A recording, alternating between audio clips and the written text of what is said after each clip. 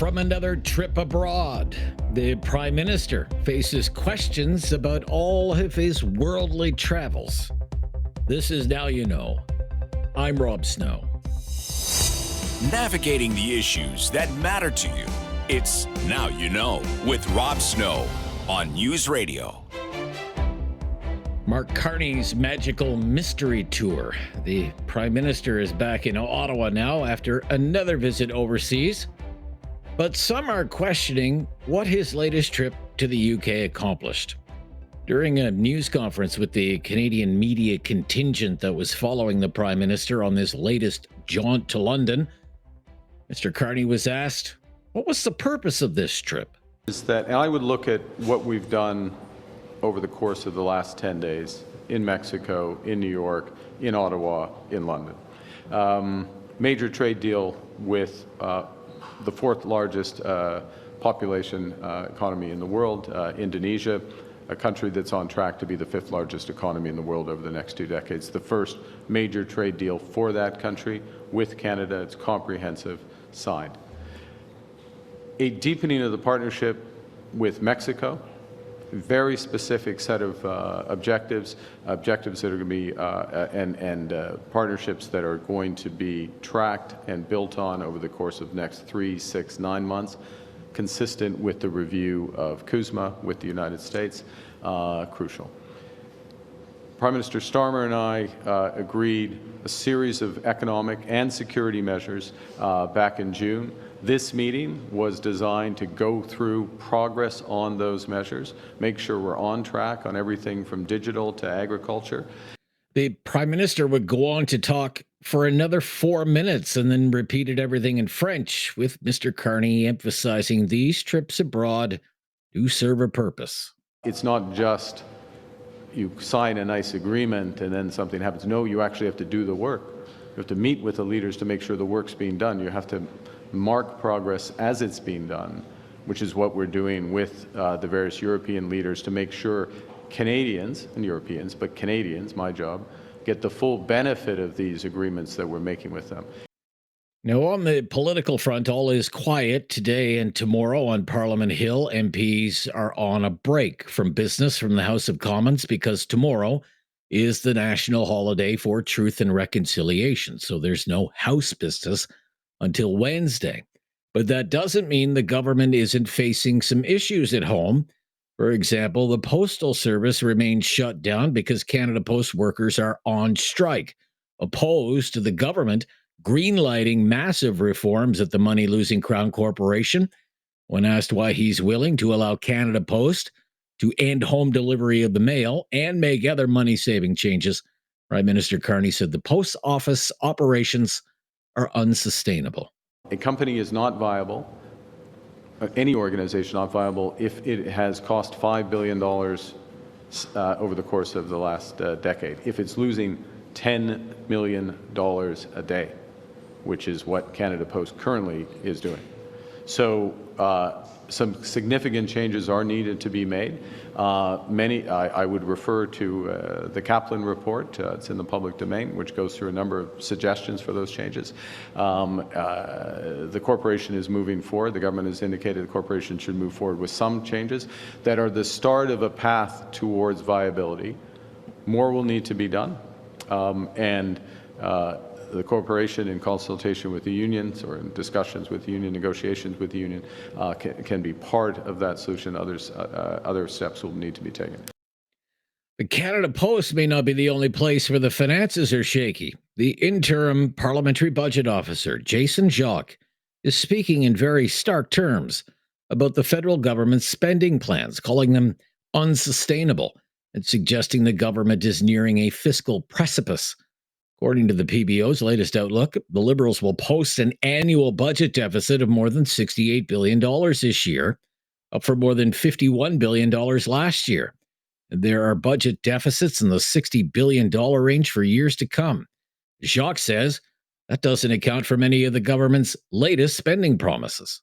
If you look on our website right now, there are multiple information requests that we sent in to various ministries across the federal government, asking them for additional details regarding recent announcements that have been made by the government.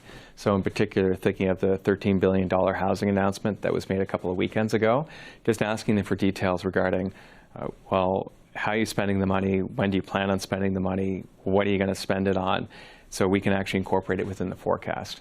I think for us, again, we're focused on getting the details around what the plan looks like. A very relevant and other important question for which we're going to have to come up with some sort of answer is how effective will the government be in actually implementing its plans? And in particular with respect to any type of expenditure review or spending reductions. Jacques would go on to say Canadians have every right to feel anxious about the size of these deficits. It's a very serious situation. And everyone, it's a serious situation. Canadians' anxiety is well placed. And our numbers and our report simply confirm what everybody knows.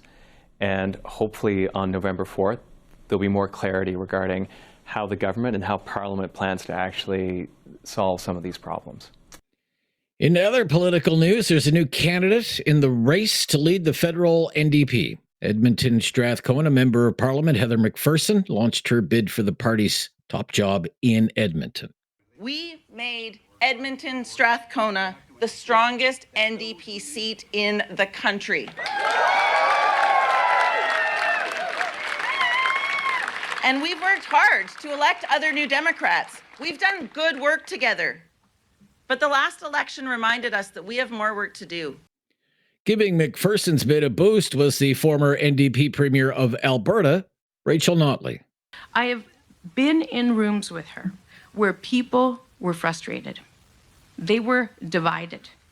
And the issues were complex.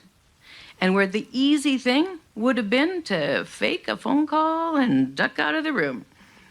But she doesn't do that. She never does that. Notley represented the provincial riding of Edmonton-Strathcona, and the current MLA for the provincial riding of Edmonton-Strathcona is Naheed Nenshi, the former mayor of Calgary. McPherson joins Avi Lewis, the environmental and social justice activist, in the NDP leadership race. I'm Rob Snow. This is Now You Know on News Radio.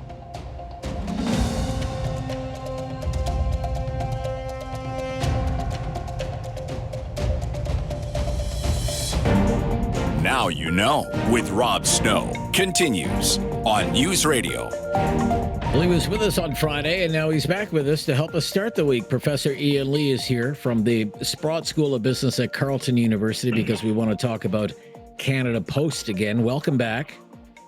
My pleasure, Rob.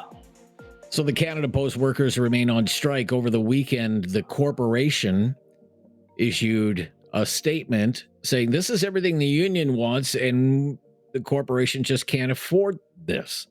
Increase paid time off, 17 personal days, up 4 days. In addition to current vacation leave, which the corporation says would be up to 7 weeks. I'd imagine you'd have to work there a long time to get 7 weeks. What else?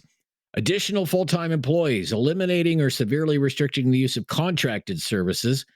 Instead, the union wants only Cup W represented employees. No surprise there. This is an interesting one. Protect pay for time not worked, what the company calls trapped time. No mention of dynamic routing or load leveling.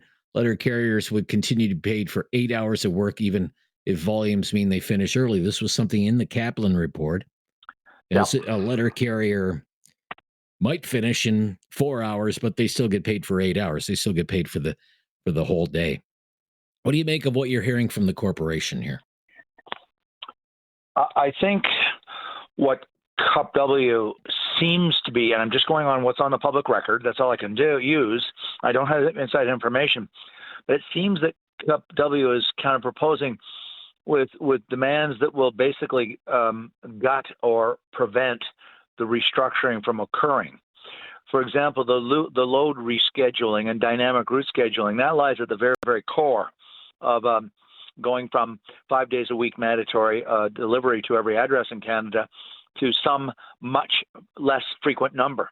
When you do that, it's inevitable you got to do load leveling or rebalancing or whatever you want to call it, because it's going to dramatically change the way you allocate the people to deliver the routes.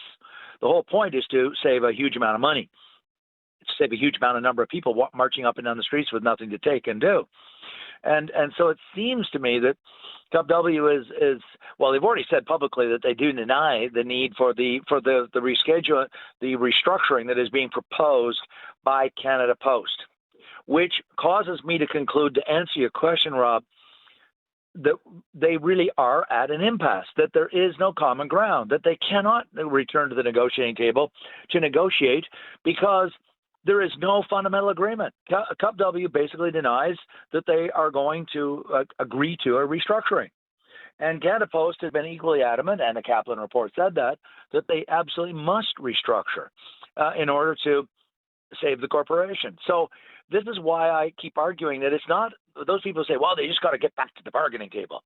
There's nothing to bargain because they're so far apart on the fundamentals. This isn't something about, okay, I'll cut back 2% and you give 2% more, we'll saw off in the middle. There is nothing to saw off or negotiate into the middle of compromise because they don't agree with the need to completely and fundamentally restructure and downsize the number of workers. And Canada Post says that's the only way they can go forward, which is why I think they're going to have to go to a bill sooner or later tabled in Parliament to impose a restructuring on the two parties. So you would impose what, a back to work legislation and then impose a restructuring? Okay. They probably will, okay. But the core issue is not so much getting them back to work. It's restructuring the whole. I mean, they've got to downsize big time. They've got 65,000 employees, and yet they have 70% less business. 70% less business with the same headcount they had when when Canada Post was vastly larger. I mean, we're not talking a couple of hundred people. We're talking they've got to right size, downsize, whatever you want to call it. They've got to we're talking thousands and thousands of people. I think literally 30, 40,000. Maybe tens of thousands. Maybe tens of thousands of people. Tens of thousands. That's right. Because, and again, people say, well, I don't understand. Their volume has declined by 2/3 to 3/4. And worse, it continues to decline. It's going to be worse next year.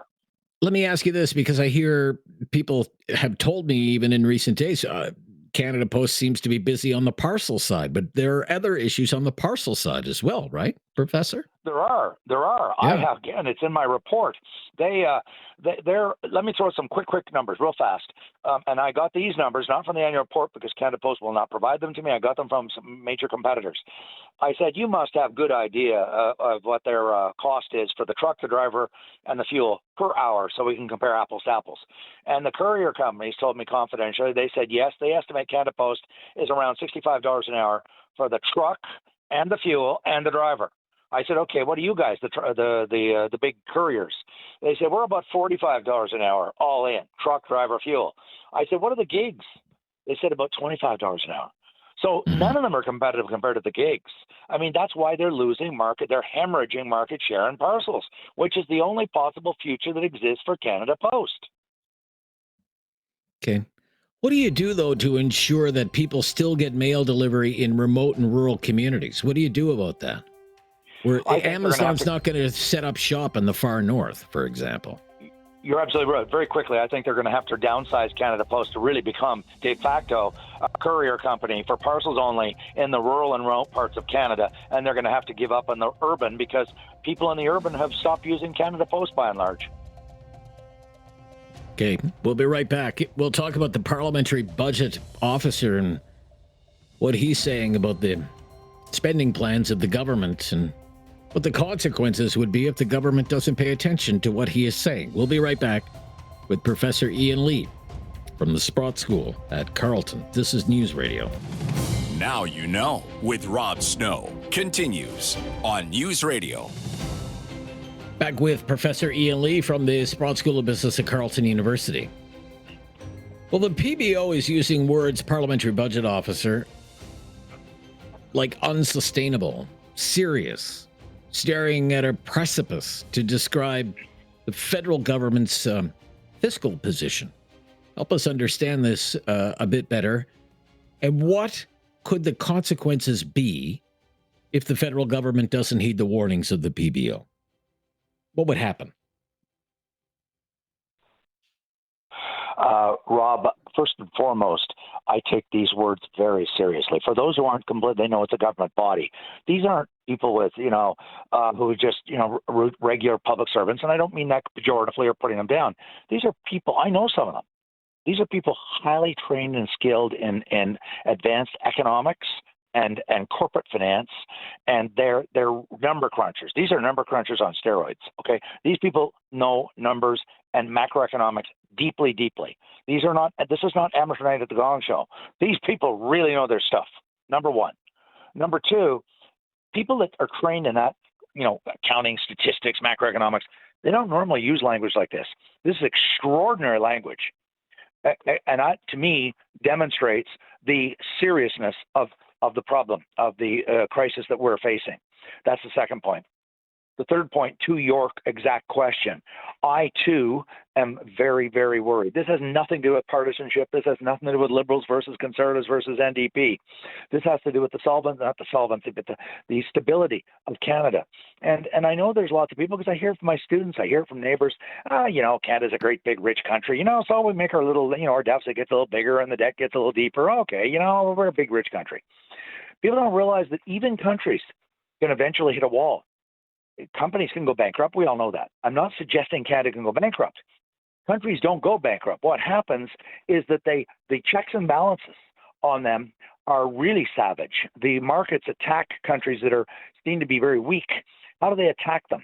They attack their currency and they drive it down. This is what's happening to Argentina. This is what happened to Iran, Venezuela. So you don't vanish as a country. What happens is your standard of living declines precipitously, and the bond markets can refuse to buy your bonds, eventually necessitating the IMF to go in and buy the bonds.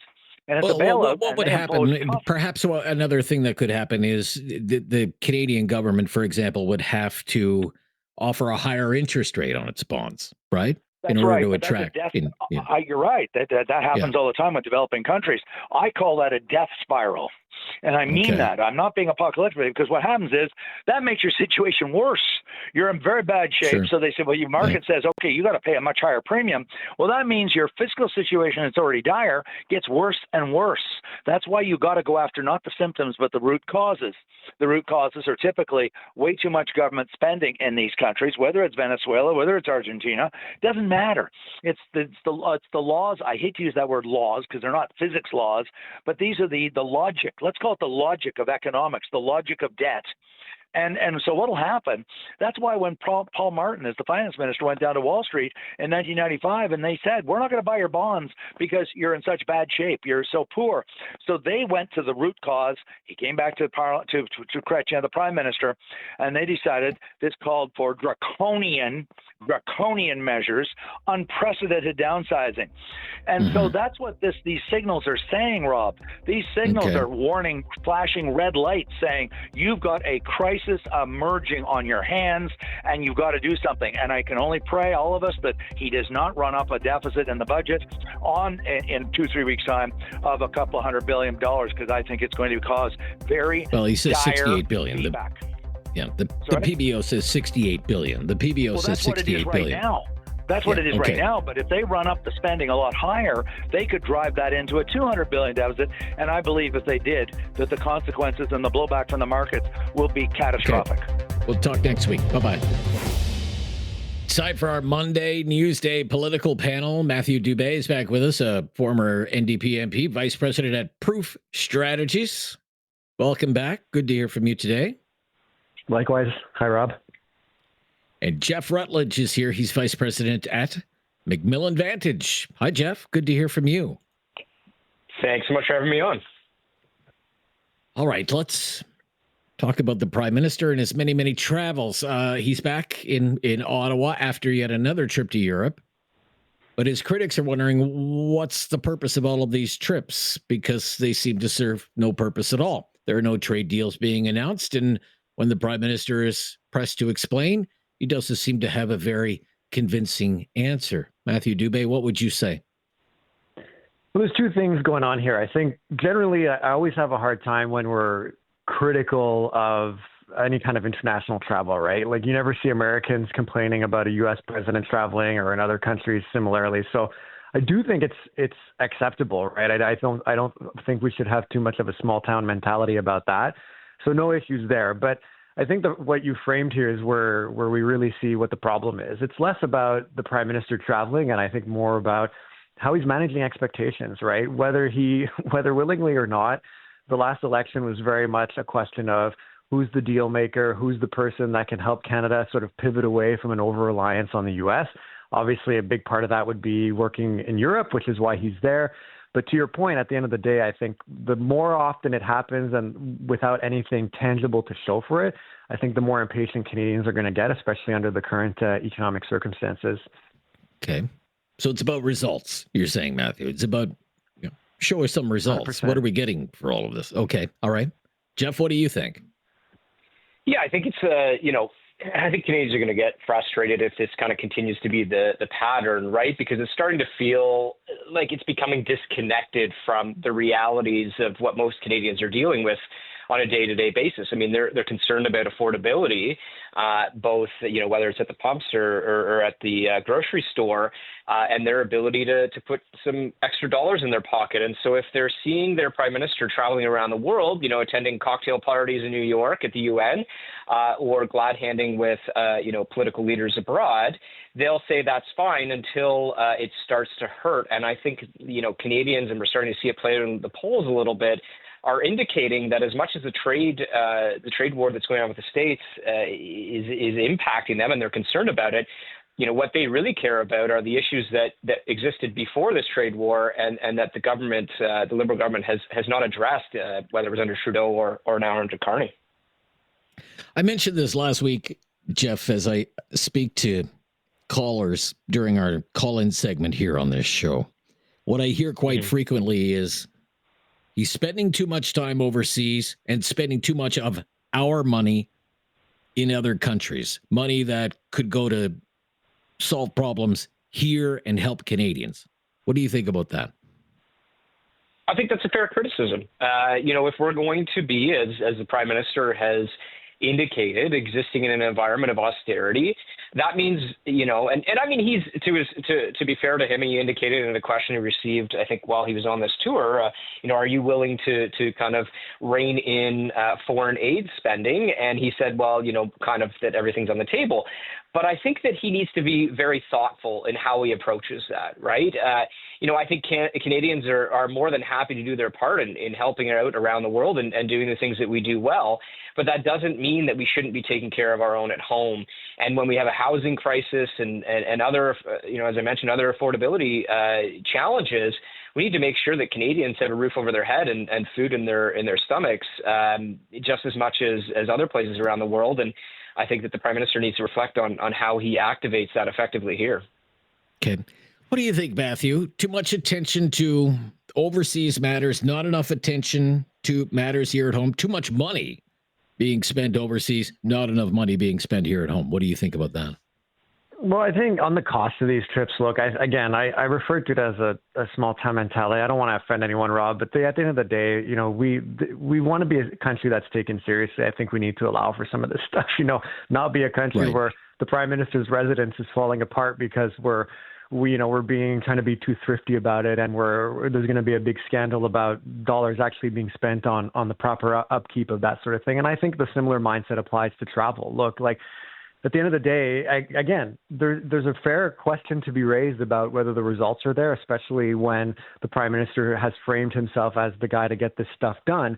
But at the end of the day, if you want prosperity for Canadians, you do need to work with other jurisdictions, whether it's to drive business to Canada or to invest in Canada and to do all those sorts of things, encourage skilled labor to come to the country as needed, things like that. And so there's a lot of things that have to be done that I think require these sorts of interventions, in other countries. And so I don't think it's helpful. And I think that applies to any government, quite frankly, whether it's conservative, liberal, or New Democrat, as it were. So I think it's it's an important part of the job, and I don't think that we should be looking away. Obviously, the results is a whole other matter. We could be critical of that, but if we want to resolve some of these issues, we need to be doing these sorts of things.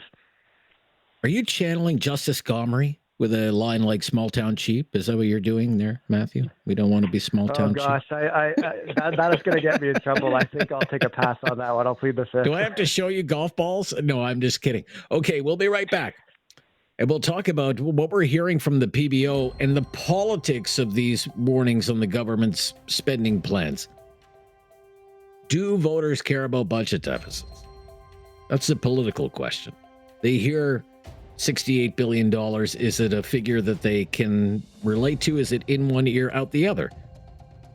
I'm Rob Snow. It's our Monday Newsday political panel on News Radio. You have questions. Now You Know with Rob Snow has the answers On News Radio.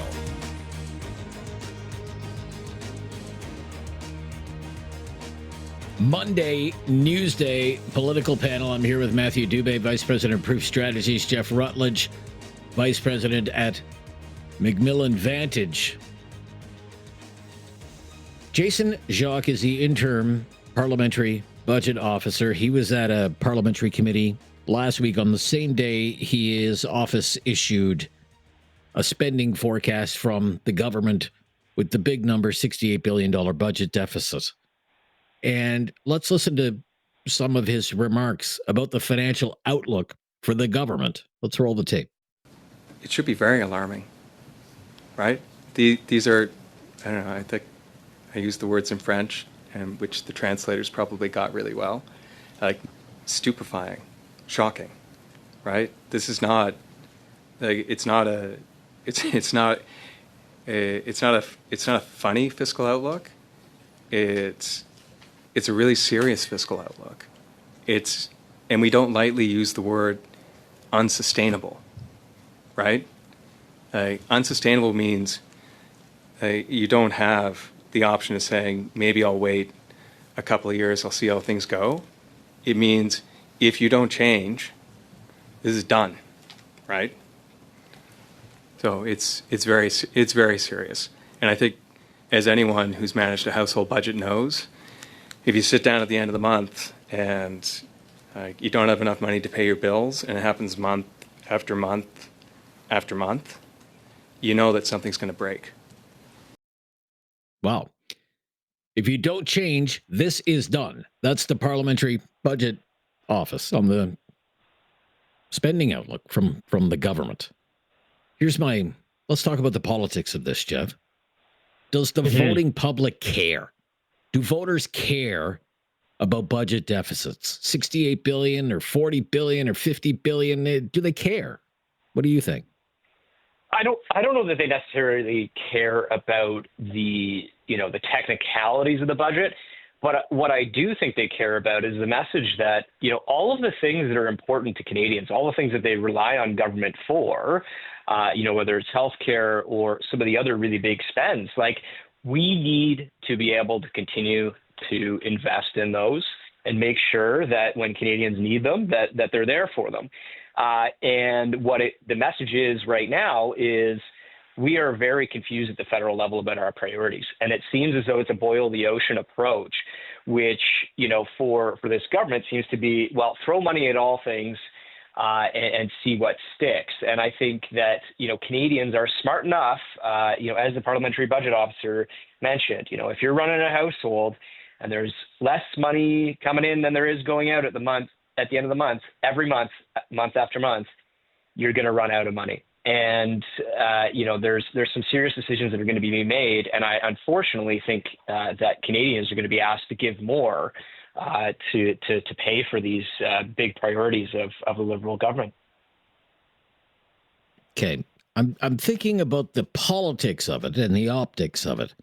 For example, I think if you told the government wasted $1 billion, it'd kind of get a blank stare from most people because nobody can relate to $1 billion.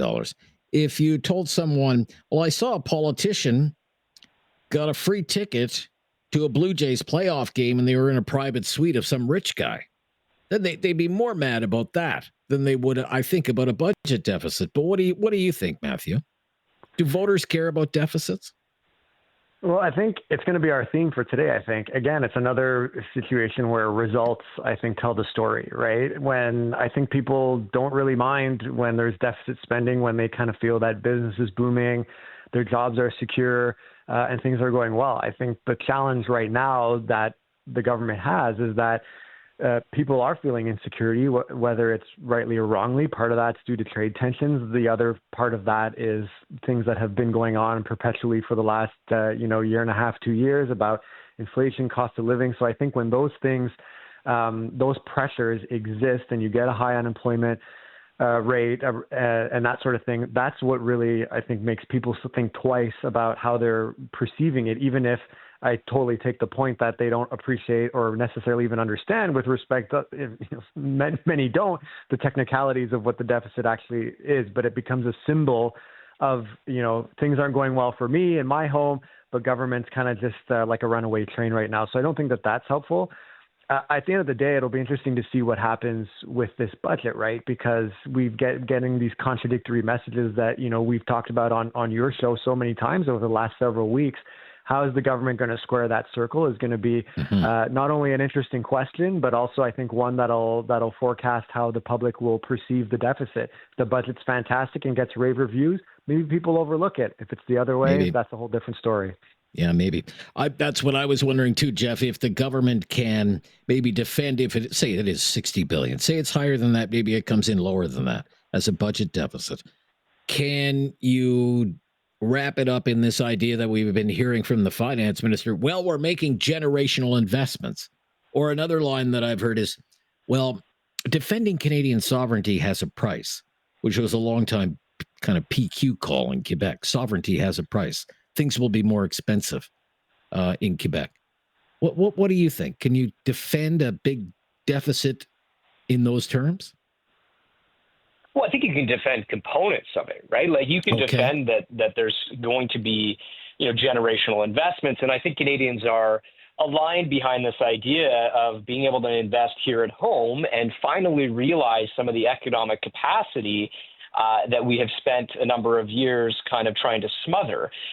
So, you can rationalize that spend and that component of the deficit. But, as I mentioned earlier, really the challenge for a lot of Canadians is an affordability issue here and now. So unless they are feeling some sort of direct impact in their pocketbook, I think they're going to start to ask questions about, is this working for me? Very good. Okay, when we come back, we'll talk about Canada Post on News Radio. No question goes unasked or unanswered. Now You Know with Rob Snow returns on News Radio. Here with our political panelists today, Jeff Rutledge from McMillan, Vantage, Matthew Dube from Proof Strategies. Canada Post is on strike. The Carney government is giving the corporation the green light to make massive reforms. Could result in thousands of job losses. The Postal Service is shut down. Let's game plan what a back-to-work legislation vote looks like in the House of Commons. How does that play out, do you think, Matthew? Well, it'll be interesting to see, because I think right now the only potential dance partner the government has would be the Conservatives, who had initially proposed many, many years ago, over a decade now, essentially what we're seeing play out now, 10 years later.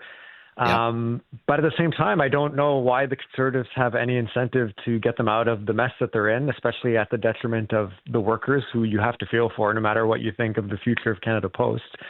I know, obviously, the NDP is not going to vote for back-to-work legislation.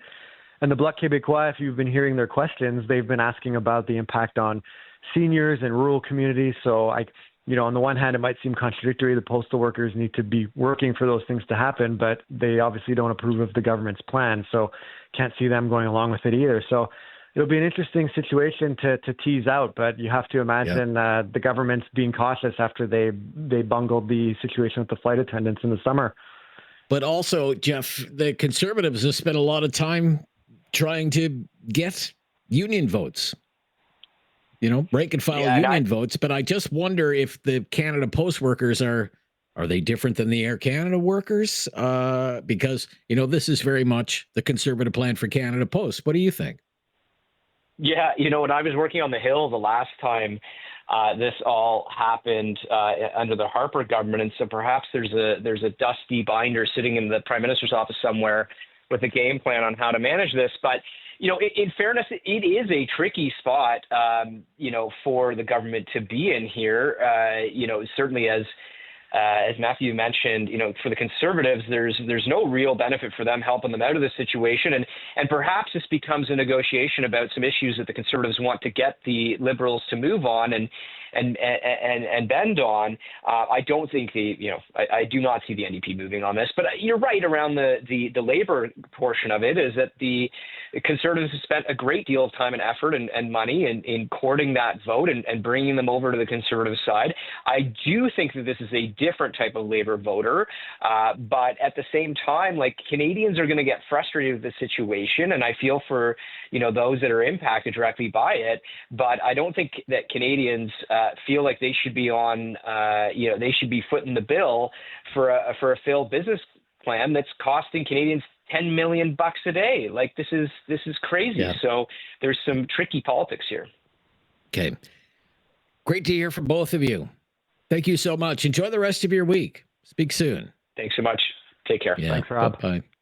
That's Matthew Dube. He's a former New Democrat MP from Quebec, Vice President of Proof Strategies, and Jeff Rutledge is Vice President at the Ottawa firm McMillan Vantage. I'm Rob Snow. Talk back to start the week, coming right up after the latest breaking news on News Radio. Welcome to Talk Back. 2 hours of debate and discussion on the big issues of the day. We have a Monday grab bag of topics for you today. Some issues we want to run by you. Let us know what you think. Mark Carney and his world travels. Deficits. And speed cameras. We'd love your thoughts on speed cameras today, or photo radar. All of these issues are in the news. We want to know what you think about what you're hearing in the news. That's why we do Talkback. Comment on one, two, comment on all three if you want. We have lots of time to hear what you have to say today. Our number to call, 1-833-668-2577. 1-833-668-2577. For example, do you think the Prime Minister spends too much time out of the country? Mark Carney. Does he spend too much time traveling all over the place? Because since becoming Prime Minister last March, he's gone to Paris. He's been to the UK a couple of times. He's been to Washington. He's been to New York, Italy, Belgium, the Netherlands, Ukraine, Poland, Latvia, Germany, Mexico, and he's probably not done. Trips that we know of scheduled for Asia and Africa sometime this fall. Does he travel too much? Spend too much time abroad? Not enough time at home? Because his political opponents are saying these trips are really nothing more than government-funded junkets. They're resulting in very little. They're government-funded photo ops, and they're not achieving much for Canadians here at home. That's what his critics would say. That's the politics of it. We're just curious to know if you think there's any truth to that. Mr. Carney defends these many trips overseas. He's saying, it's my job to promote Canada, to tout opportunities for trade deals and investment, and to do that, I've got to go meet with these world leaders. I have to be where the action is. But again, his critics are saying, well, there are more important issues to deal with here at home. Cost of living, housing affordability, inflation, food prices, crime. And they say, despite all of these trips to all of these countries, these issues persist at home. Some of them are becoming worse. And there's really been no significant deal signed by the Prime Minister, despite all of this travel. What do you think? Is the Prime Minister spending too much time out of the country? 1-833-668-2577. That's one topic up for discussion today. Deficits. Another one is deficits. Deficits. When you hear that the federal government is going to run a budget deficit this year of at least $68 billion, does that concern you at all? Do you care? Do you care? Do you care that the government could run such a large deficit? Or do you think, nah, the government running a deficit, like what else is new? Governments always run deficits. There hasn't been a budget without a deficit in something like 10 years.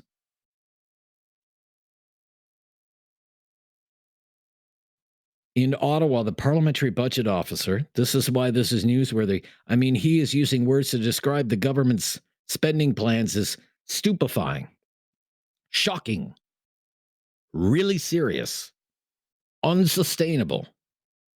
Quote, if you don't change, this is done. And he's the numbers guy in Ottawa.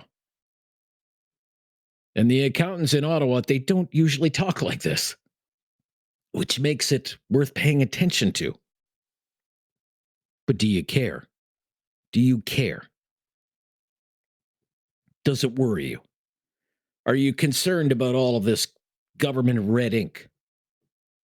Or do you view this as a government doing what governments always do? Governments always run deficits. $68 billion for 1 year? What do you think? $60 billion for as far as the eye can see? Maybe the next 5 years? Does that worry you at all? 1-833-668-2577, 1-833-668-2577. And something that kind of takes us in a totally different direction. Can I have your honest opinion on speed cameras? I've been busted a few times by speed cameras, I'll admit it. I don't like them. But in Ontario, yeah, Premier Doug Ford is promising to get rid of all the speed cameras in all the Ontario municipalities. He's going to ban them. He calls it a cash grab. They're a cash grab. But there's been news reports that in Nova Scotia, it looks like that provincial government, which is also a PC government, might embrace the speed camera. There are no speed cameras in Nova Scotia as of now, but the provincial government is doing a review of its Highway Traffic Act, and one of the things it's looking at is speed cameras, sometimes called photo radar. In Alberta, the Conservative government there, led by Premier Danielle Smith, rolled back some of the regulations about speed cameras, saying they were becoming a cash grab. And that government disabled about 70% of the speed cameras that were operating in Alberta. Speed cameras in Alberta only allowed in school zones, near playgrounds, through construction zones. There are still red light cameras to catch people who run red lights. It's interesting. I mean, here you have conservative premiers. I mean, varying shades of blue. One wants to get rid of speed cameras altogether. One is thinking about bringing them in for the first time. Another has already cut back where they can be used. Speed cameras. Do you support or oppose the use of speed cameras or photo radar? I hope that's enough to get the conversation going for this Talkback on this Monday. Prime Minister and his world travels. Budget deficits. Do you care about budget deficits? Speed cameras. 1-833-668-2577, our call-in line.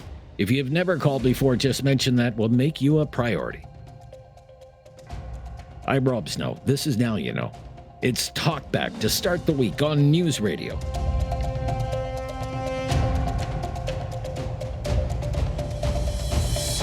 Have something on your mind you want everyone to know? Call now. Hello. 1-833-668-2577. It's Talkback on Now You Know with Rob Snow. So a bunch of topics in the mix today. Pick one, pick them all. The Prime Minister in his travel says he traveled too much. Should he spend more time in Canada? Deficits. Do you care? When you hear the government's going to run a giant deficit, do you care? And speed cameras. Where are you on speed cameras or photo radar? Paul, up first today in Halifax. Hi, Paul. Hey, how's it going, Rob? Very good, Paul. Thank you.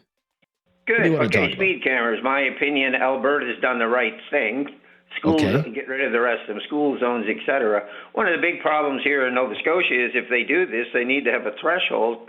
Right now, if you're on the 118, which is a 4-lane highway, and you're doing 117, which is 17 kilometers, 10 miles an hour over the speed limit, not only do you get a big ticket, you lose your license for a week.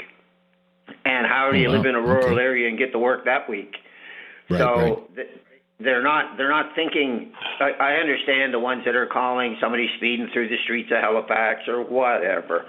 But as far as that goes, they've got to think of the rural driver, and we do not need any kind of speed cams out here in the main area. School zones, hospitals, construction zones, 100% agree.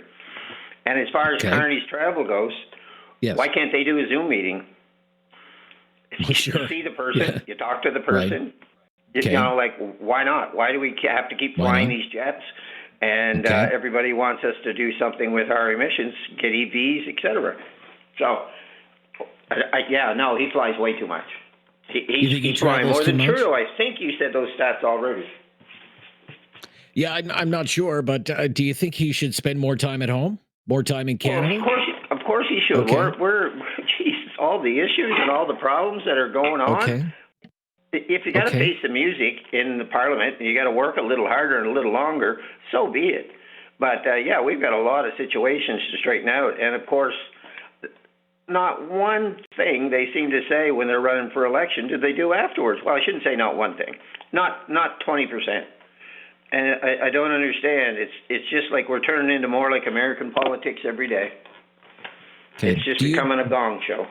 Well, let me ask you one more thing. You hear the government is going to run a $68 billion deficit, and the PBO says it's stupefying. What does this worry you at all, these deficits? Well, I guess if you had everybody's business, Rob, you started a company tomorrow. I may have said this to you before. You start the company tomorrow, and you've got somebody to collect all the money from all those people, and you can't balance your books. What kind of company you're running? Okay. All right. Thank you, Paul. Terrible. Okay, Paul. Thank you. Dave in Halifax is up next. Dave. Hi, Dave. Yes. A shout out to our Blue Jays. My goodness, what a weekend that was. That was exciting yesterday for sure. Yeah. Yeah, absolutely. It was exciting. They clinched it. So, and I think I saw Carney at the Women's World Cup in London, if I'm not mistaken. He was the rugby. Rugby, yeah. The rugby. The World Cup Canada and England, and gallivanting around England. And I think he's, one of the globalists, and no doubt about it, he knows how to play the game. One of the things that really irks me when it comes to deficit and money, because I think that's one of the topics, correct? We're giving Ukraine, providing Ukraine a lot of funding and billions. We're talking billions here that are going into their economy, into keeping their payroll afloat. And most of it's probably not very transparent. And, when we're looking at our labor problems here in Canada with Air Canada, I think that's still unresolved. And I think we have our Canada Post workers that are out on the street now.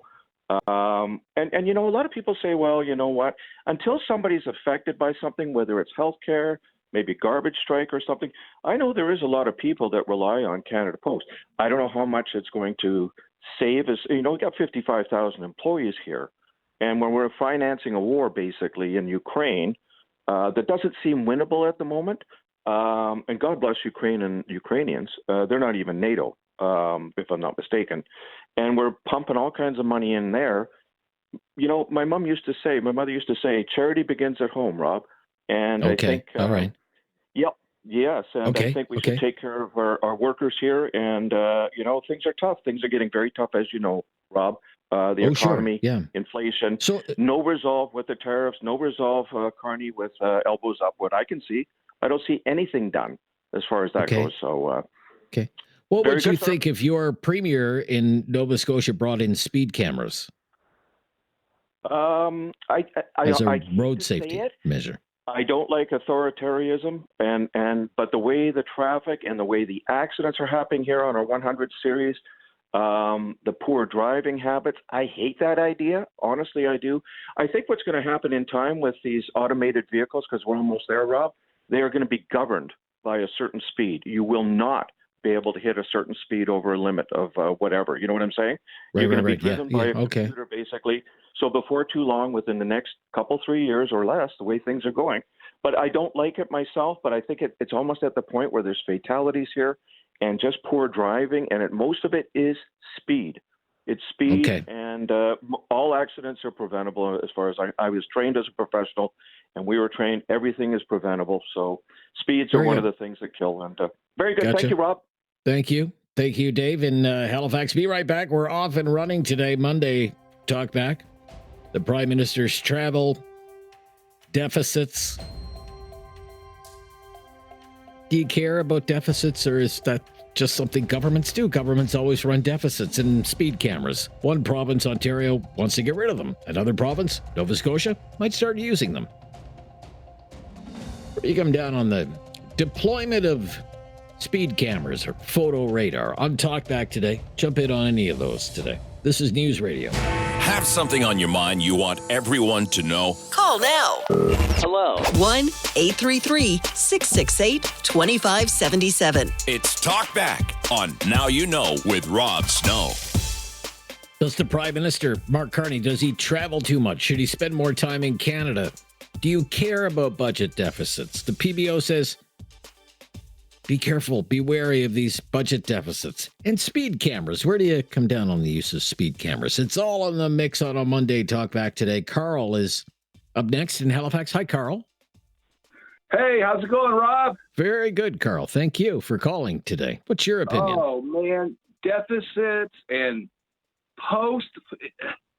as taxpayers, we're paying Rob, let me ask you a question. If you were receiving $50 million a day from taxpayers, how would that make you feel? You could buy a brand new yacht every other month or whatever. I mean, come on. I'd feel pretty good. Yeah, I'd feel pretty good. Yeah.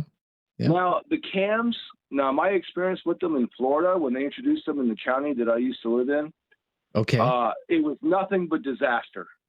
Disaster beyond belief. 90% of those tickets were beat in court. Oh, really? When you get okay. a ticket for one of these things, you go to court, and it's arguable. Listen, think about it for a minute. These lenses get dirty. You have to have work crews out cleaning the lenses, getting the snow off the lens. It's a nightmare, okay? And it doesn't stand up in court. So waste of time and money.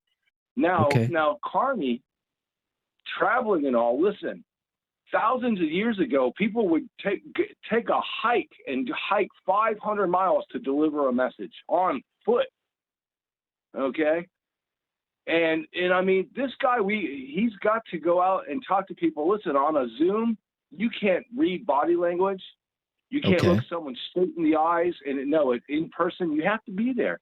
And he's going around. If we're going to replace the revenue we're losing from dealing with the states, he's got to go out and build new bridges all over the world. He's doing the right thing. All right, doing the right thing. Thank you, Carl, hitting on all the hot issues there. Michael, gosh, we're popular in Halifax today. Hi, Michael. Yeah, how you doing today, Rob? Very good, Michael. I'm going to fill my Halifax quota today, I guess. Hi, Well, they're intelligent people in Halifax, and the more people you hear involved, and the more people that are concerned, maybe, hopefully, down the line, we'll put an end to all these worldly travels and dreams by our elbows up, chest down. They got you going around the circle, and at the same time, we're paying compound interest. And nobody can claim ignorance to that because it's right in the books. Canada bought and sold. But when are the people going to open their eyes and listen? Rob, at the first of your program, you brought on candidates potentially for the NDP. Mm-hmm. I'm giving my support to Mrs. Martin. She done her time in the trenches. You know what I do with my second streak? I take it and package Stephen Lewis, Naomi Klein and them and ship them back down south because they've contributed nothing fast to this country and don't believe they'll contribute it in the future. Really? Wow. So you're with McPherson as opposed to Avi Lewis in the NDP leadership. Yeah. Okay. All right. Oh, after the coup d'etat they pulled off in Edmonton and sunk Tom O'Care and put an end to a lot of my worldly dreams and hard work and principle, by the way. I mean principle. I done my time in the trenches, but I'll be glad if I'm going to do it again. For the likes of those people. All right, okay. Not much love lost for Avi Lewis. And yes, his his partner Naomi Klein, authors of the Leap Manifesto, and they were behind the scenes there trying to get rid of Tom Mulcair after Mulcair lost the 2015 election for the New Democrats. Be right back with more of your calls on the Monday Talkback on News Radio. Monday grab bag today, asking about the Prime Minister's travel. Does he travel too much? Should he spend more on domestic issues? Budget deficits. We're hearing stark language from people like the parliamentary budget officer about the size of the deficits, not just this year's deficits, but down the road. When you hear these numbers, $68 billion, does this concern you at all? Do you care at all? Or do you say, yeah, government's always running deficits? And speed cameras. Ontario, the government in Ontario wants to get rid of all the speed cameras. In Nova Scotia, they want to start using them. What do you think about speed cameras? 1-833-668-2570 to Cambridge. Brian. Yes, Brian in Cambridge. Hi, Brian. Hey, Rob. Hi, Brian. How are you? Very good. What's your opinion? Well, in regards to the spending, he does need to travel considering the tariffs. We got to find some new trade partners. Regarding $68 billion deficit, I think they're not paying too much regard to it. They're not like, if you or I incur some debt, we're going to be concerned about it. We're going to be worried. I don't see too much worry in our government. Okay. You think they should be more worried? Cameras. Yeah. Okay. All right. They should be. You or I were in debt, we'd be worried. And we can't be carrying it over year after year. I understand we just came out of COVID, but we got to reassure the Canadians somehow. Yeah. Okay. Yeah, I would say it's forecasted to be a $68 billion budget deficit. The economy is not officially in a recession. The stock market is at an all-time high, or close to an all-time high. But there are troubling signs with the economy, slowing economy, weakening economy, unemployment on the rise. So that's kind of the economic backdrop for it all. I don't think running a debt has helped anybody, really. Okay. All right. Okay. On speed cameras, Doug Ford wants to get rid of all the speed cameras in Ontario. What do you think of that?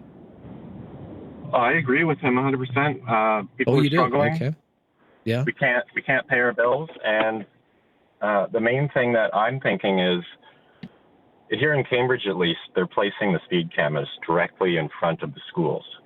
Now, if somebody's speeding and gets hit by that camera, I don't think there's enough space there for them to slow down enough to not impact a child. I think they should be putting speed bumps and other factors. A camera is going to issue them a financial hit, penalty. But for somebody speeding in that zone, having those cameras there is not going to stop a speeder. It's just going to give them a ticket. It's not decreasing the danger to the children at all. Right. You think there should be like a physical traffic calming measure, like a speed hump or a speed bump or whatever. Yeah. Okay. Fair enough. Yeah.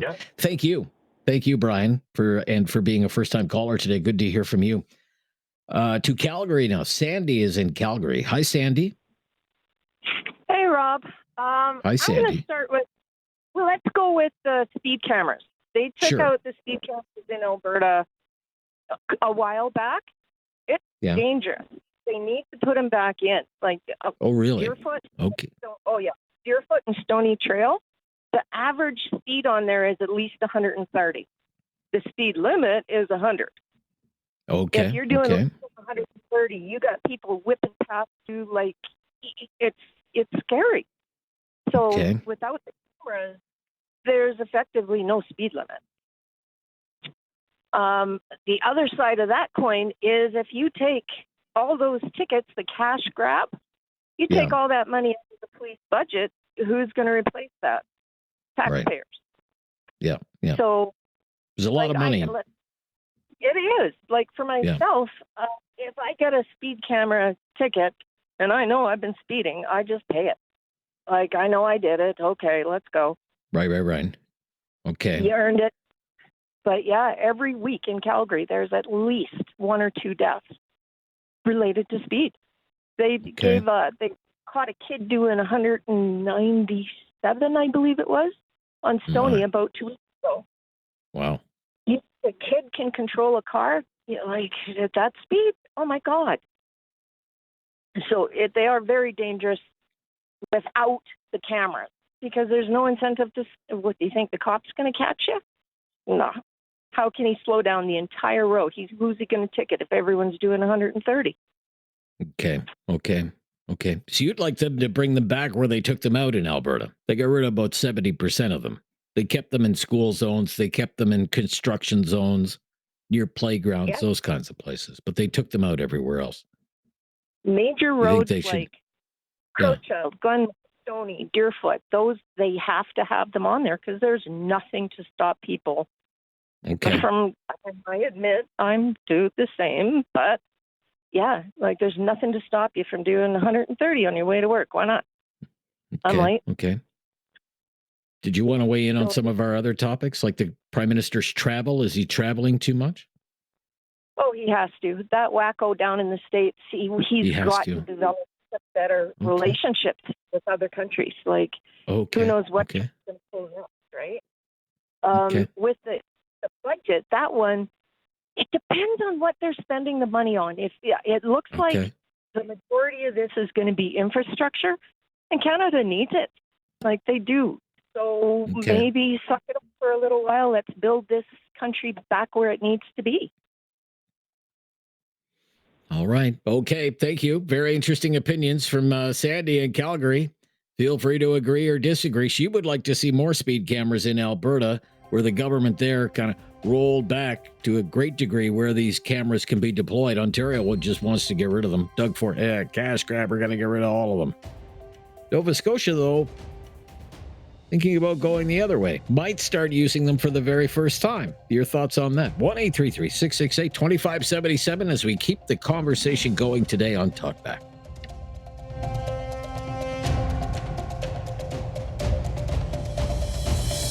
Have something on your mind you want everyone to know? Call now.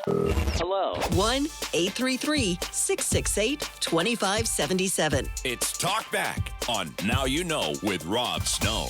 Carney's travels, budget deficits, speed cameras, all up for discussion today on the Monday Talkback. Donna is in Calgary. Hi, Donna. Hello. Hi, Donna. What's your opinion today? I have a very simple opinion. If you don't speed, you don't get a ticket. And what drives me crazy is people will go, well, it's a cash cow. Don't feed the cow and don't speed. The officer is not responsible for your pedal. You are. And there is obviously some grace that the police give out. So how much grace should we really be giving? How good is a sign behind you or the speed limit if the zone is never enforced? If it wasn't enforced, people would be whining that the zone is never enforced. People are out giving tickets. People are still whining. Danielle Smith got rid of the photo radar. That took $28 million off the table for Calgary Police Service. My taxes went up. So why not punish the heavy footers? Why should people get away with it? Don't make it a cash cow. Don't speed. Don't get a ticket. I've never had a problem ever. All right. Exactly. Don't make it a cash cow. Don't feed the cow. Simple. Okay. All right. That's what I think. I've never had a problem. As far as the spending, I think we do have to spend to get a little further ahead. However, talking about Carney, I think Danielle Smith has done a lot of probably unnecessary traveling as well. So I think we do have to do a little bit of traveling, considering that we are dealing with the U.S. guy. It was very unpredictable. I think that our government right now has got their hands full with him. That's what I think. All right. Thank you so much, Donna. Good to hear from you. Justin, staying in Calgary. Justin. Hi, Justin. Hey, Rob. Hello. Yeah. Let's go, Justin. What's your opinion? Well, about the speed cameras, I completely agree with Donna there. If you don't want a ticket, don't speed. I mean, geez, guys, how hard is this? You had to go and take a test to get your license. Maybe a lot of us went through driving school. Yeah. This is not an option to speed. There are limits. People are getting hurt because they're not following them. I just honestly, I think it's a silly thing to complain about. Let's just slow her down, guys. Let's just slow her down. One of the accusations, for example, is that municipalities, for example, some of them might not be putting them in problem zones where there's a known problem with people speeding. What they would be doing is putting them on the heaviest traveled roads so they can make the most money, and that some of the municipalities have become too reliant on this money. It's like another form of taxation, if you will. They like the revenue. That's an interesting point. And my mother-in-law would call that voluntary taxation. Voluntary taxation, okay. Yeah. If you're all right. speeding, For example, in Calgary, the previous caller mentioned in Calgary, she said 28 million. The figure I had was 26 million. When they rolled the speed cameras back, it cost the city of Calgary $26 million. Well, I mean, that's more than, gosh, like $2 million a month in speed cameras. Fines from speed cameras. It's a big source of revenue for the city. It is a good source of revenue, but I think they could come up with better ways of taxation other than speeders. However, I'm dead set against people driving through playground zones, school zones, all kinds of that, and then they just have to hit the brakes and just settle down a little bit. What's a minute here or there? But I don't have an answer, Rob, for where they're going to replace this money from. But I don't think that they should be there in the first place. I just people just need to be using their common sense and driving the way that they were taught to drive. Like I said, we all had to go and take tests to get our driver's licenses, and that's all I have to say on that particular topic. I'd like to move on to a little bit of the deficit spending. Yes.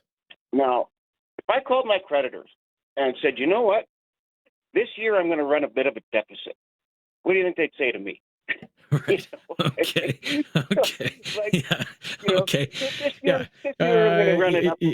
You know what, Justin? I think we're going to take a bit of your house. I mean, the whole thing. Right. Yeah. Right. So we're we got to do what we got to do, but let's all play by the same rules here. And if the government's going to run a deficit, that means with their plans, they have to, and I don't trust most. I don't think it's transparent enough right now where the money is going. But if they're going to run a deficit, I'd like to know why, and I'd like to have more information on it. I'd like to be a lot more transparent. But it's just like I said. Right? I mean, if I called my creditors and said that, they'd laugh, right? Yeah. They really would. Yeah. You're gonna run a deficit. We're gonna take your car. Okay, thank you. I love the call, Justin. Yeah, such a funny point that you make. Such a great real world example, though. Okay, we'll stop here. When we come back, we'll go to Dartmouth. Speak with Steiner in Dartmouth. Get his opinion on all of these topics as well. On Talkback on News Radio. Have something on your mind you want everyone to know? Call now. Hello. 1-833-668-2577. It's Talkback on Now You Know with Rob Snow. To Dartmouth, as promised, Steiner is up next on Talkback. Hi, Steiner. Yeah, hi. Yeah, hi there. It's good to hear, but I wanted to talk regarding deficit. Sure. I have been part of a group. We are in the seafood business, and we are fishing in Labrador and Newfoundland into the Arctic. And we have done business with China for over 30 years. And now, because of duties put on us, of course, this goes right to the bottom line.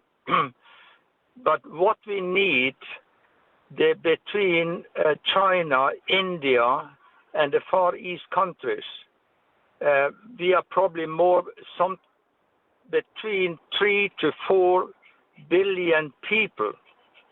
That is the market for the future. Okay. And we need to make friends with those countries. That is what Churchill told us to do. Because when we are friends, we can do business. And I have personal experience with that, and I recommend that the politicians start to pick that up. The Prime Minister hasn't been to India. The last time Prime Minister Trudeau went to India, of course, it didn't go very well. He kind of played Mr. Dress-Up. The Prime Minister hasn't been to China yet, although he did meet a high-ranking Chinese official at the United Nations. Do you think he should do a visit? Because people are very critical of his travel lately. He's been to many, many countries. He hasn't been to those two. Should he go to those two? What do you think? I think he should. And I was in China just when Trudeau went over there. And the vice president of China, I think it was, he told that he better turn around because he was going out there talking to the Chinese like they should do now what he was telling them to do. So we absolutely, we need to do business with those people because that is our future. Okay. All right. Very good. Very good. And how does that tie into the size of the deficit, a $68 billion deficit? You're saying there would be economic opportunities, potential for more government revenues, and that could help narrow this deficit? Is that kind of your rationale there? Absolutely. And you should see you should see the big countries of China, like Beijing or Qingdao, and all of these should see how they have grown up in the last 30 years I've traveled there. It is unbelievable.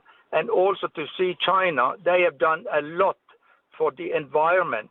And we need to sell more gas and maybe energy to them because Canada is a very rich country. Together with Russia, we are probably the richest by nature of all the countries in the world.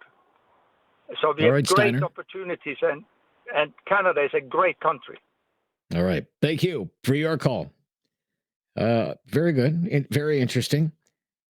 Thomas, Diamond Valley, Alberta. Hello, Thomas.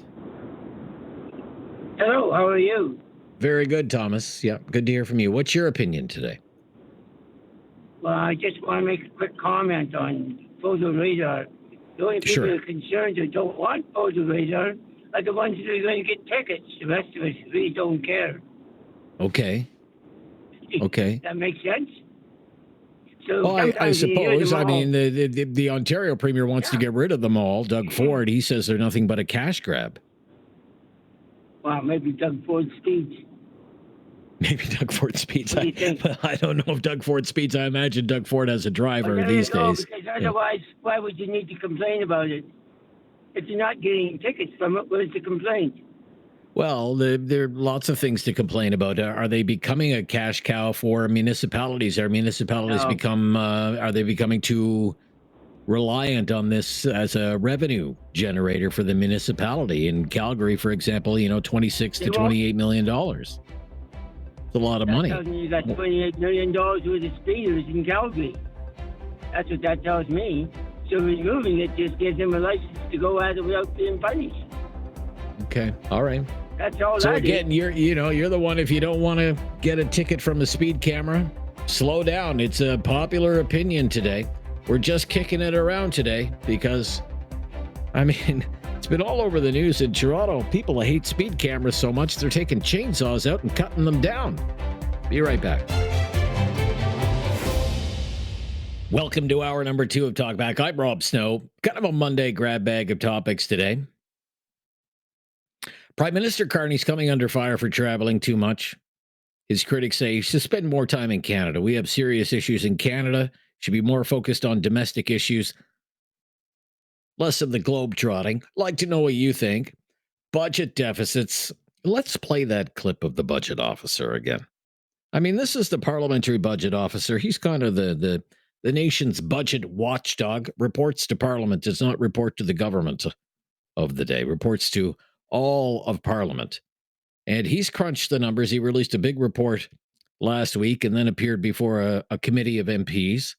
And this is what he said about the fiscal outlook of the government. Roll the tape there, Curtis, please. It should be very alarming, right? These are, I don't know, I think I used the words in French, which the translators probably got really well, like stupefying, shocking, right? This is not, it's not a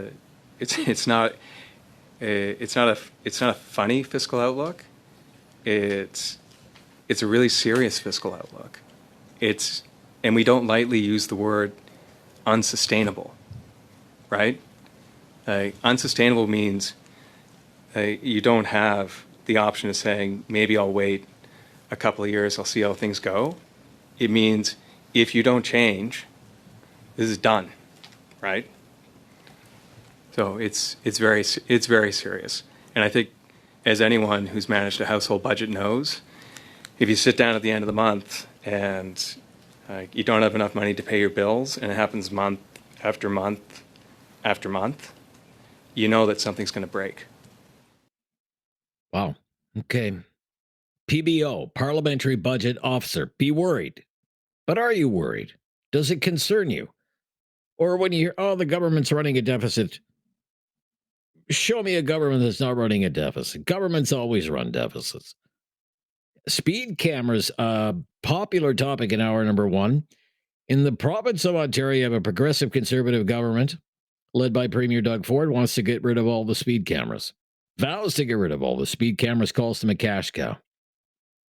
You have another province led by another progressive conservative Premier Tim Houston, Nova Scotia, a government that is considering deploying speed cameras for the first time. Of course, in Alberta, under Premier Danielle Smith, she removed a lot of the province's speed cameras, disabled like 70% of the speed cameras. Speed cameras are allowed in places like school zones, your playgrounds, construction zones, but otherwise, no speed cameras anymore in Alberta. What's your opinion on speed cameras? 1-833-668-2577. Linda in southern Alberta. Hello, Linda. Hello. Hi, Linda. What's your opinion today? Well, with the speed cameras, if there's a police officer behind it and you get pulled over, fine, because it's your car that's getting ticketed, not the driver. Yeah, okay. Okay. So then it's no points against your driver's license. It's, it's a guy who's driving. So if somebody boards your car, and they're driving it, they're not getting a ticket against their license. So to me, it's like, if you get pulled over, fine. That's what I thought was the better way to go, because sometimes these are like speed traps. Like they say, they place them strategically, and whoops, you just went through one.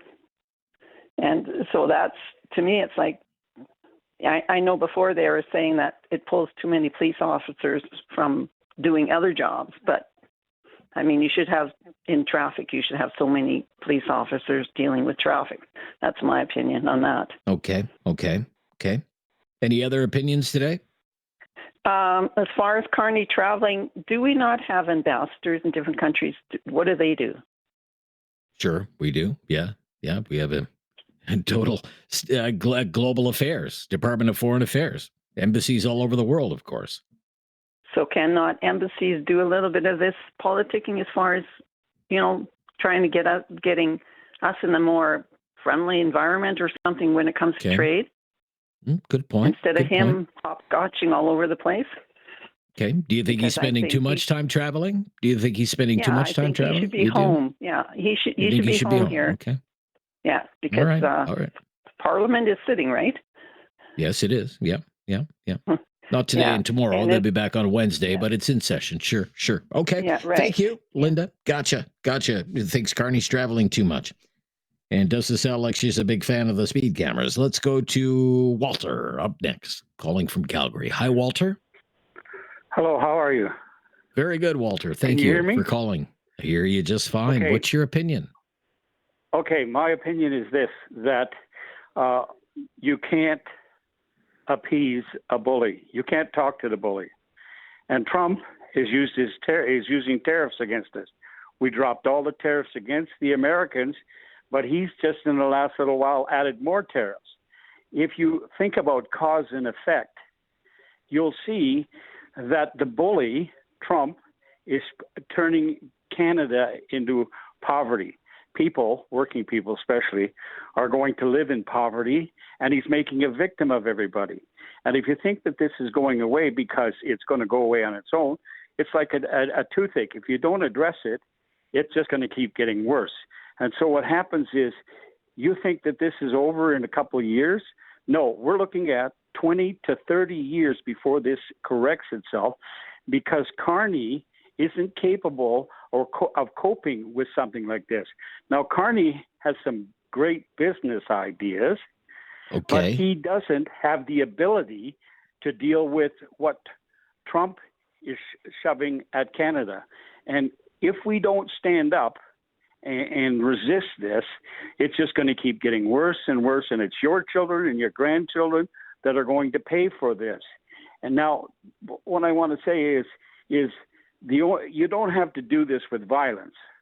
You don't have to do this with violence. Mahatma Gandhi out of India stood against England when it wanted to steal its sovereignty and its natural resources. But Mahatma Gandhi, nonviolence, resistance. And he got it because he kept poking the bear. So what we need to do as a nation is stand together and refuse, set our own terms and conditions with what we have to offer the world. Because if you think about this even more, the world doesn't want to trade with Canada because everything that they trade with Canada just goes to Trump. Is Trump a really famous guy in the world, or he got a lot of enemies? Lots of appetite for Canadian natural resources all over the world, sir. I guess the question for today is Carney spending too much time in other countries and not enough time in Canada? What would you say on that very quickly? The answer is that he's what he's doing is useless.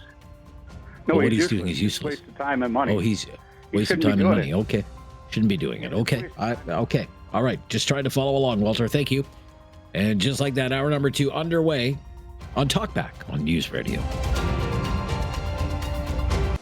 Have something on your mind you want everyone to know? Call now. Hello. 1-833-668-2577. It's Talkback on Now You Know with Rob Snow. The Prime Minister and his many trips abroad. We've been talking about that. Budget deficits. Do you care that the government could be running another massive budget deficit and for years to come, massive budget deficits? And speed cameras, a hot topic today as well. Let's go to Mario, is a first-time caller in Waterloo. Hello, Mario. Hi, Mario. Hey, Rob. How's it going? Very good, Mario. Thank you. What's your opinion today? Yeah, so I just want to talk about the speed cameras. I think, I think they offer a good, outlook into, controlling speed and whatnot. But my thing is, make it make sense. During the school year, I can 100% agree. But when it's like the summertime and whatnot, it's not. There's no schooling being involved, and there's hardly any families walking around in that area. So why not, maybe get rid of that for the summer? Because I got dinged like 4 times, and I didn't even know until I got the bills, and they're way too expensive. So that's just how much are they? My opinion. How much were they? Do you remember? They totaled about $600. Yeah, and quite a large sum of money. And quite unexpectedly, right? Yeah. Oh, yeah. Because I think I got 2 or 3 of them, and I think they were $170 each, something like that, and around there. Yeah, and from what I understand, even if they clock you at least 1 kilometer over, you're still getting dinged like $100 and something odd dollars, which is totally insane in my opinion. Okay. A popular opinion today, Mario, is if you don't want to pay the fine, don't do the crime. It's only speeders who are going to complain. Yeah, you know what? And I 100% agree. But honestly, I didn't even know about the camera until I got the speeding tickets. So I don't know. I guess it's for me. Make it make sense. If it's going to happen during the school year, by all accounts, you're guilty. But it's in the summer. There should be some sort of leniency there when there's no school kids going around. So I don't know. That's just my opinion, I guess. All right. Thank you, Mario, for sharing it. To Olds, Alberta. Bruce is in Olds today. Hello, Bruce. Good day. Good a couple day. of things. Number. Yeah. Are we coming through? You're coming through loud and clear, buddy. Yeah. Okay. Sorry about that. All right. First things first, the photo radar, it's different in Ontario versus here in Alberta. In Ontario, they can get you from the front and the back, and I think that's inappropriate. It is a voluntary tax here in Alberta. You only get clocked from the back of the vehicle. So you have to see the vehicle, you have to drive past it.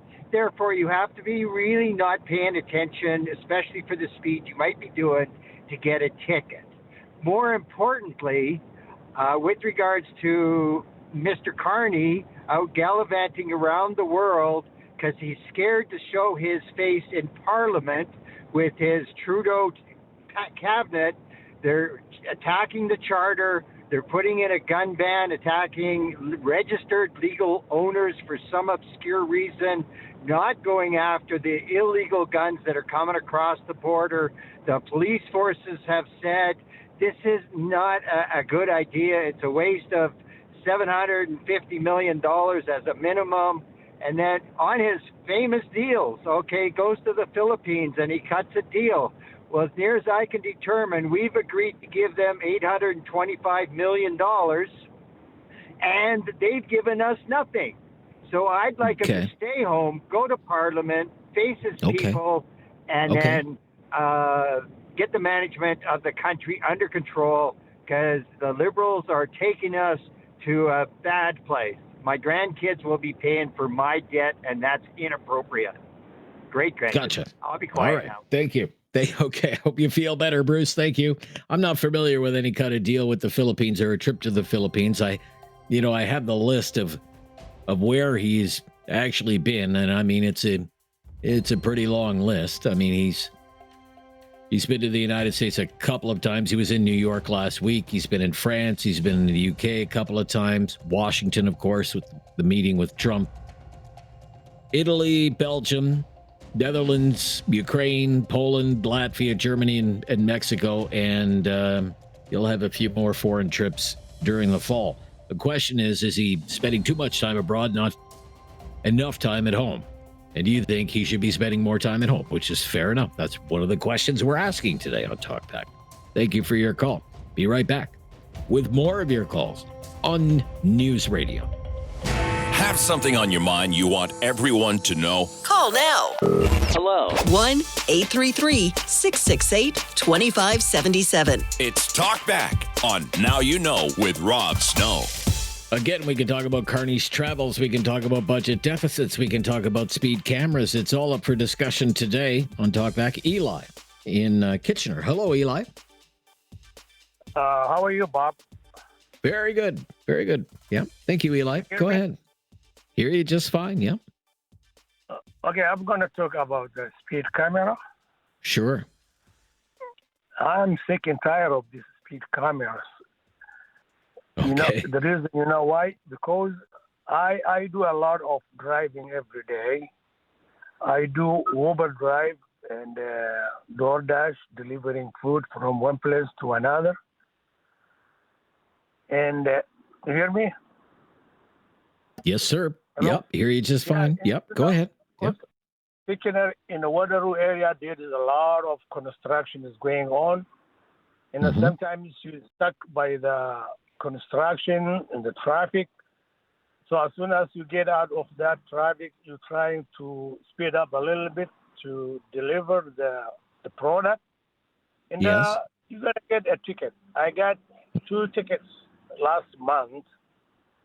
And I'm really supporting Premier to get rid of these speed cameras.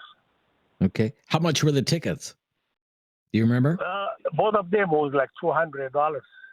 Oh my gosh, $200. Wow. Yeah, all that I made for that couple of days is gone. I bet. Yeah, there goes a day's pay for you, probably, right? Yeah. Yeah, they'll do. But that is really I'm trying to get rid of. I'm in support of Premier if he can get rid of that. On the other hand, about the Prime Minister. Yes. Well, I'm in support of him to go around the world. Let him find a way out of the problem he has. What is the use of just sitting home doing nothing? Let him find out. So, because he has to find out, he has to visit, make friends where he can do some business, some other countries. So He has to spend in order to get something. We don't have to worry what is he spending. We have to think what is he bringing in for the country. Okay. All right. So there you go. You're a perfect example of, a voter who would support Doug Ford on something like speed cameras. And, you would support a Liberal Prime Minister like Mark Carney and all of his travels because you think he's drumming up business for Canada, right? For Canada. That's what is the use of just sitting here doing business? Okay. Well, I don't think he would.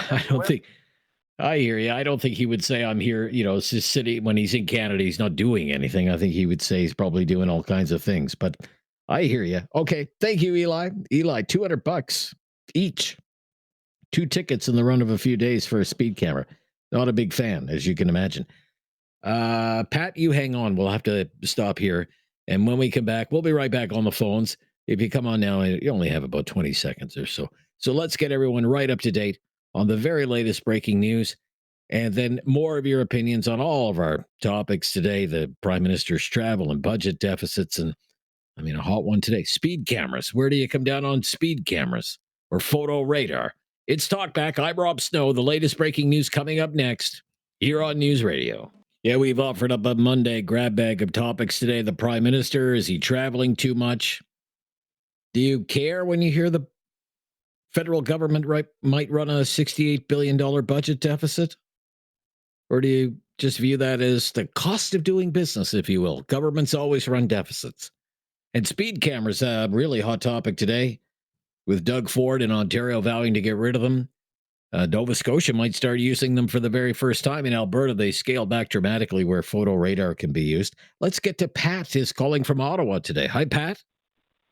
Good afternoon, Rob. Long time. Yeah, hi, Last Pat. time I called you, I think you had just taken over from Lowell. Well, that is a long time ago. That's a long time ago, is. yeah. Very good to hear from you. Glad you still listen. Speed cameras. Yes, sir. Yeah. First of all, what they're doing with them is the way they're zoning them. So in Ontario and Ottawa here, they're relying on the 2017 WIN Act for the School Zone Act. So they're not only are they putting the cameras, first they're taking the speed limit on the road, which was 50, dropping it to 40, and then the glebe at 30, and then throwing in a camera on top of that. And so people will drive 5 or 10K less than that because they're scared about the cameras.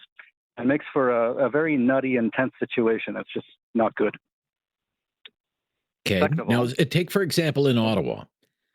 I was reading today that in the city of Ottawa, where I've been nabbed a few times by these cameras around Walkley and Saint Laurent, in that area in the city of Ottawa, that these things are expected to bring in $25 million into the city treasury. So the accusation is a cash grab. The city needs the money. The city wants the money. What do you think of that? Well, it's not that it goes into general revenue. It's supposed to go into building more speed humps and more traffic constriction and more this and that. That really I don't want. Okay. So there's that. Second of all, though, there's no recourse on these at all. I was just in court for one last week where a camera, I'm absolutely 100% certain that I was not speeding. And there's just no recourse. You can go to court, and no technology is perfect, but you have no recourse. That's the way the law is written. So you just get some nameless number officer in an office building in Toronto sending you a ticket, and that's that. So that's not good. Okay. All right. And finally, I don't know if you know this, but in Ottawa, probably in all of Ontario, we rent these cameras. We don't actually even own them, and they're rented for hundreds of dollars a day. I think I saw a number somewhere like $900 a day per camera. Wow. So, no, I didn't know if that's the case, that's I don't support that either. So there you go. I think it should go. Okay. All right. So they must be leasing the technology from somebody, the camera and the software and the everything else that goes along with it. Okay. Very interesting, Pat. Thanks for the background there. Good to hear a caller from Ottawa today. My old neck of the woods there in Kitchener, Ontario. Dave up next. Hi, Dave. Hi. Yeah, just 1 second. So I think my take on this stuff, I don't want to talk too much about Carney's travels, but I would say that the deficit thing, what I always find with the deficit is you never really hear about the deficit unless it's not a conservative government. And you see this both in, Canada and the U.S. That's when the deficit hawks come out. I'll also say that usually it's a couple things. One of the arguments is we're going to leave a deficit for our kids and our grandkids. But those same folks are the ones who say that there's no issues with climate, which is also being left for our kids and grandkids to worry about. So kind of the same argument, but a different perspective. Sure. Okay. Sure. The speed camera stuff, I've heard a lot of really good points about the speed cameras. And I think the stuff that I think about the speed cameras is I agree it can't just be one over the limit. I think that's not fair because if you're crossing paths with a police officer, they're going to give you some leniency. So it does feel like a cash grab if it's one over. But the other thing is school zones, that type of stuff. The argument about doing it specific times, I think that's totally available. It's totally programmable. I guess my issue why I don't 100% not against them is it gives us an opportunity to have our police doing things that they should be doing. I like the idea of traffic cops, but not sitting down waiting in a trap. I'd rather have them drive around the streets to see bad behavior as it happens, because that's something that we typically don't get to see, people who are speeding, driving recklessly. And the other thing is if we have to put in stops, then we have to pay for more police officers, and that's going to cost a lot more than installing cameras. So just in a nutshell, that's what I think. All right. I thank you for your opinion. Dave in Kitchener. I think we have time to fit another caller in from Kitchener today. How about Jason? Hi, Jason. Okay, Rob. Hi, we were told that speed cameras in school zones were meant for safety of the children. But the fact is, in my city, nobody has died. Nobody's been hit in the school zones. Where they have been hit, where they have died, is on major roads or on intersections. And so if we're really, really concerned about people preventing deaths from happening, we would actually do more to make those areas where people are actually dying safer. And in my region, I think they were going to plan on installing 180 over the next 5 or 6 years. And I think people could get behind them if they were 7 to 6, Monday to Friday, September until the end of June. But this whole punitive 365, 24/7, it rubs people the wrong way. You shouldn't get a ticket. And I know of an individual who received a ticket, I believe it was a Christmas Eve at 11 o'clock at night coming home in one of the speed cameras. Come on. Again, is it really about safety or is it about the finances? And this program is supposed to be revenue neutral. And so realistically, if the city of Ottawa, I think you mentioned, was going to bring in $25 million, are they going to spend $25 million on road safety in 1 year? No, they're going to accumulate this money over and over and over, and they're going to have a nice excess amount. And really, the public has no say as to where that money goes, how it prevents people from dying from collisions. And so, let's be reasonable about it. I have no problem with them. I just had a problem with them 365, 24/7. Hopefully, the premier takes a step back and says, you know what? Okay, we're not going to eliminate them completely, but we're going to limit your use of them to certain days and times. All right. Thank you for your opinion. Yeah, interesting points that you make all around. A lot of common sense there, Jason. Be right back. Moving through a lot of calls today on all of these topics. Love to hear from you. Still lots of time to fit you in on Talkback on News Radio. Have something on your mind you want everyone to know? Call now. Hello. 1-833-668-2577. It's Talkback on Now You Know with Rob Snow. To Dave in Calgary up next on Talkback. Hi, Dave. Are you with me, Dave? Dave going once. Dave in Calgary. Going twice. I don't think we have Dave. Let's try Brian then. Hello, Brian.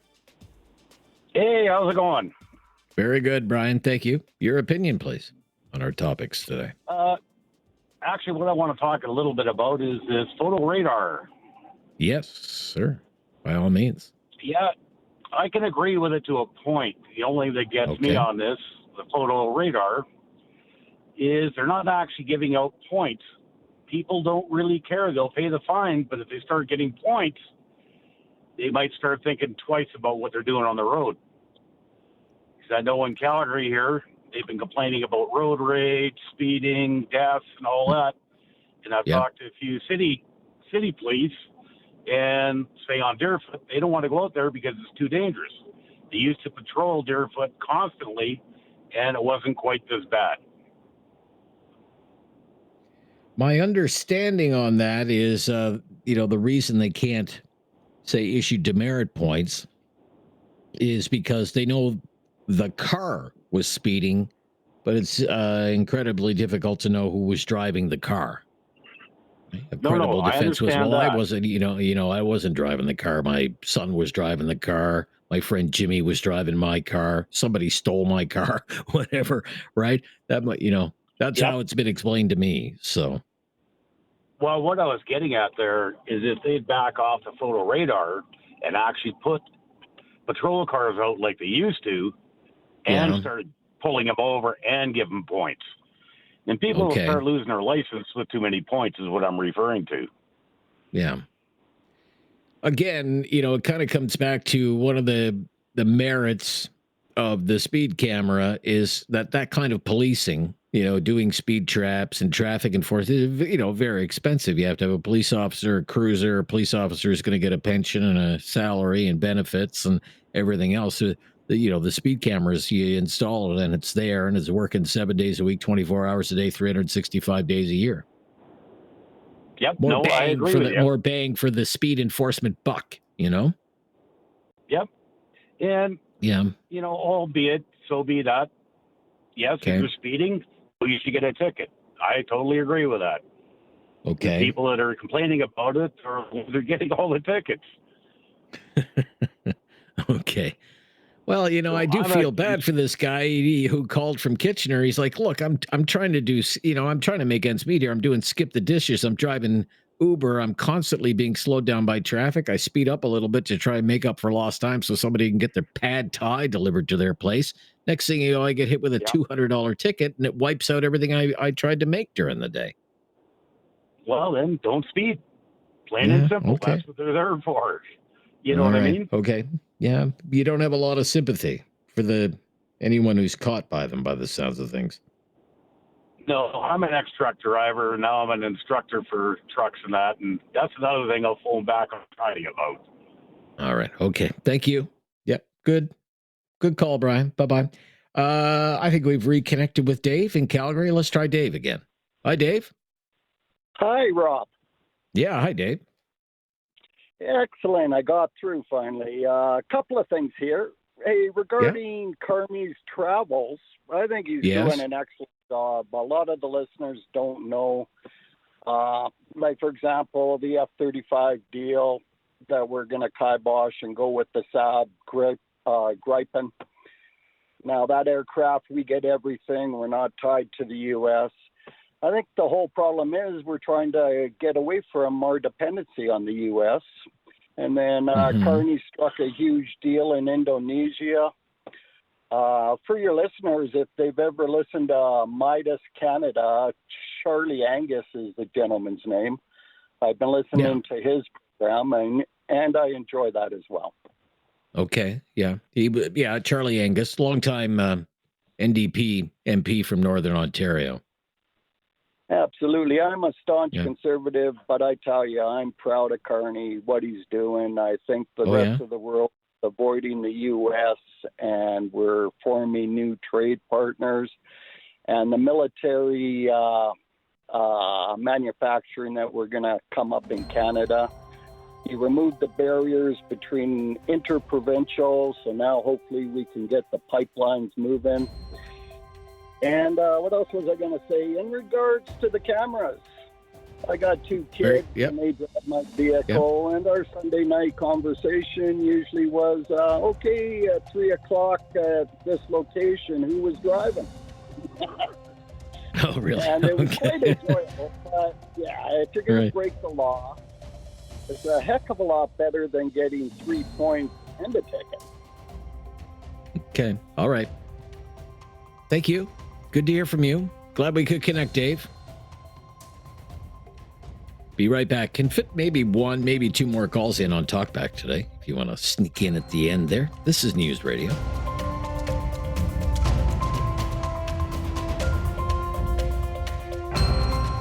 Have something on your mind you want everyone to know? Call now. Hello. 1-833-668-2577. It's Talkback on Now You Know with Rob Snow. Well, we had three topics today. I would say two of them were pretty popular. You had a lot of opinions on Mr. Carney's travels. Most of you saw merit in Mr. Carney's travels abroad. Visited many countries since March and taking over from Justin Trudeau as prime minister, and then winning the election, of course, in late April. And then speed cameras. Lots of people had lots of opinions on speed cameras. Now, as for the rump topic today, the budget deficit. I mean, I thought this was interesting because you have someone like the parliamentary budget officer using a word like precipice. You know, that we're on the edge, could be going over the cliff. And I was asking, you hear stuff like that, like, does that concern you? Or do you think, well, this is what governments do? Governments always run deficits. Governments all over the world are running deficits. And we're hardly alone in Canada running a budget deficit. I really do think pollsters are going to be asking people soon enough, the closer we get to budget day, how Canadians feel about a sizable budget deficit, or whether Canadians are even aware of the issue. Because if Canadians aren't aware of the budget pressures, or they are but they don't care, then that kind of gives a green light to any government to run sizable deficits. Remember, 10 years ago, Mr. Trudeau promised to run deficits.